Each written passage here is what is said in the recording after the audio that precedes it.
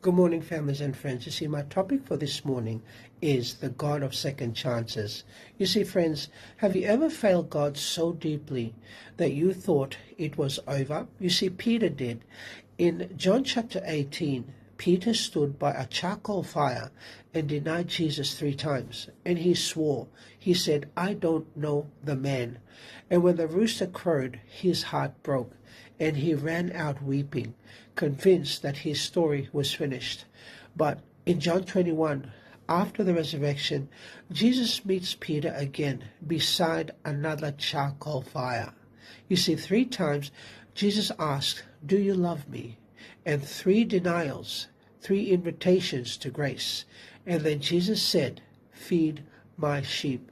You see, Jesus didn't remind Peter of his failure, but he reminded him of his purpose. And that's what grace does. It doesn't erase your past, but it redeems it. You see, Israel's story was the same. They failed at the border of the promised land through fear and unbelief. But God gave them another chance through Joshua, and this time they entered in faith. You see, Ellen White writes, "Christ takes men as they are and trains them for his service, if they will be disciplined and learn of him."